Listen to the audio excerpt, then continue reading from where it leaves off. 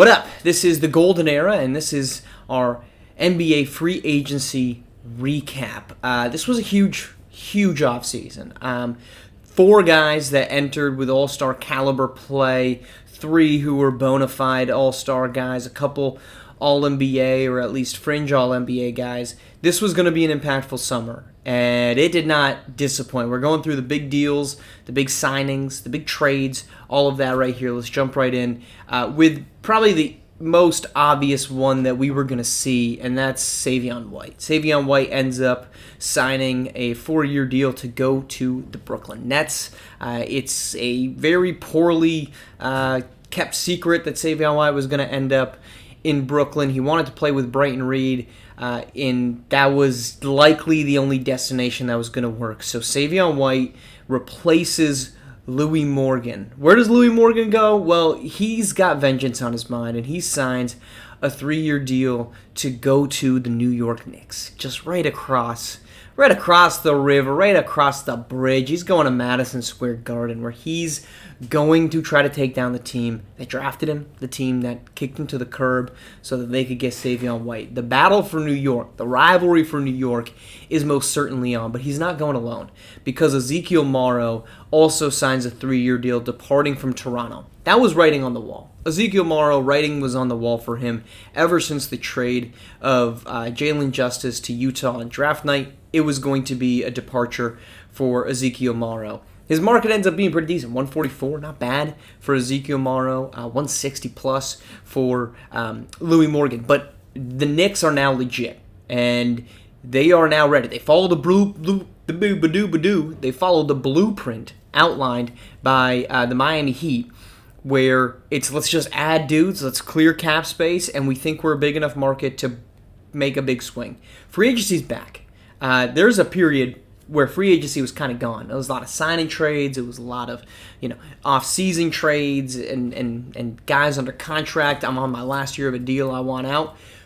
Not anymore. Free agency's back. Jalen Justice is going to hit free agency next summer, and it's going to be just a massive spending spree for some of these star teams. But the Knicks are back, and they never really went too far away. They had Trae Young, they had Zion Williamson, but they're staying relevant. And Louis Morgan and Ezekiel Morrow are doing exactly that. They're going to keep them more than relevant. They needed to make some swings, so we're going to go down the ladders a little bit and add in that Corey Wilson was acquired there. Corey Wilson was traded to the New York Knicks in a deal that sends Tyler Ware back to Indiana. This was a move just to cut cap luxury tax payments for the Pacers. So Corey Wilson to be the new center. The funniest part of this is that Corey Wilson was drafted in 2027 by the Knicks, traded to New Orleans as part of the Zion Williamson trade that also got the Knicks sent the Knicks out a handful of draft picks. Wilson signs in Atlanta, gets traded to Indiana, now traded back to where it all started, but he's going to be their starting center. Let's go back to the stars. That's what we care about.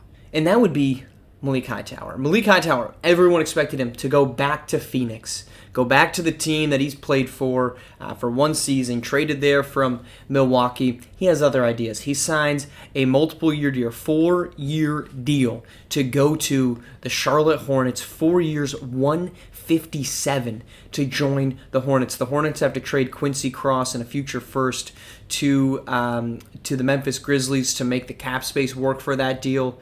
But they finally get the young star wing that they have been coveting to play next to Robert Mack and Jonathan Malheur, and it's Malik Hightower, who had a pretty good NBA Finals. He made the pass that ends up getting intercepted by Philip Tyler. He was a bit of a scapegoat just because of the magnitude at which Cade Cunningham and Jacoby Cleaves played, but he's still a really great two-way wing.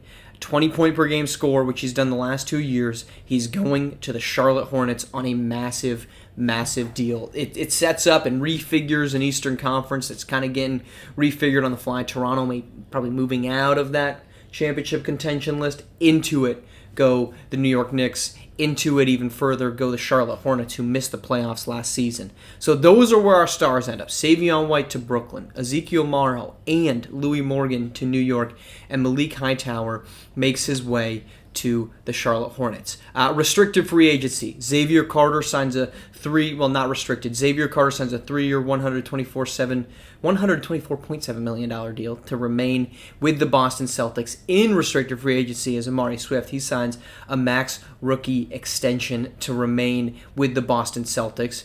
Meanwhile, the Minnesota Timberwolves, a pair of pretty large moves, also max rookie extensions to Abiz Ojale, which was no surprise. Ojale, a dominant all-NBA caliber big man. He gets $224. The surprising one is they gave a max extension to Darian Hairston, 5 years, $224 himself. Hairston's good. He's a really nice number 4. He shoots decently well from deep, but he is not quite someone who strikes you as a max deal. But he coerced the Timberwolves to give it to him, and that's where he's ending up. Head back to Brooklyn, where Memphis Reed returns on a 3-year, $92.2 million deal. Reed missed all of last season pretty much with a knee injury. Of course, he's the brother to Brighton Reed, Franklin Reed out in Utah, just hanging around out there. So Memphis Reed returns. That's going to be necessary because the Nets really do need to add some pieces.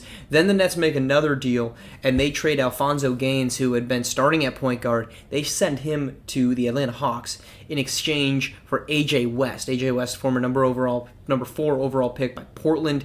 He's in Atlanta by way of the Evan Mobley signing trade. He's now in Brooklyn as they're trying to add some wings to get Savion White to be able to still play the 2. So Reed and White are going to be in the backcourt with Memphis Reed coming off the bench.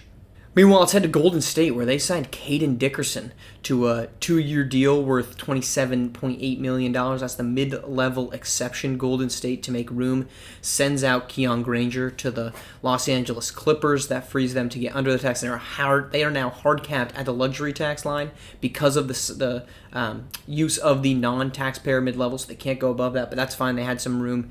Let's go to the defending champions, where Jason Tatum, who hit the ungodly shot to win the NBA Finals, after a little bit of back and forth, he ends up signing a 2-year deal with the Orlando Magic. The second year is a team option. It starts at 25. It's a team option for 23. I thought the Magic did a fantastic job getting that deal to something that they probably really wanted.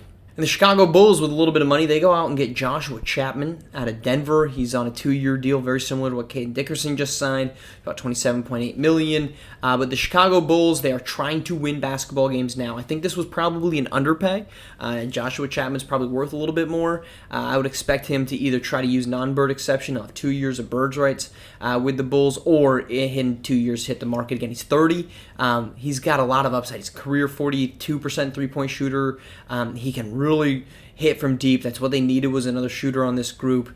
So I would expect to see him probably either stay in Chicago beyond that or try to get some more money. But a really nice pickup for them, for the Bulls. And then Corey Flynn, the reigning NBA Sixth Man of the Year, signs a 3-year, $63 million deal with the Las Vegas Lights. 22-year-old last year obviously was a huge part of the championship run for Orlando. Orlando choosing with the veteran 35-year-old Jason Tatum over the 23-year-old point guard Corey Flynn. I don't know if that's the right deal. I don't know if that's the right call. But they're trying to win basketball games, and clearly they think that that's a way to it. I probably would have maintained Corey Flynn, but they tried to get out of the luxury tax. That's what we saw a lot of. Indiana did that. Orlando did that, try to get out of the luxury tax. Milwaukee did that. They traded Mario Zoric to the Houston Rockets, all so that they could get a little bit lower down on the luxury tax payments.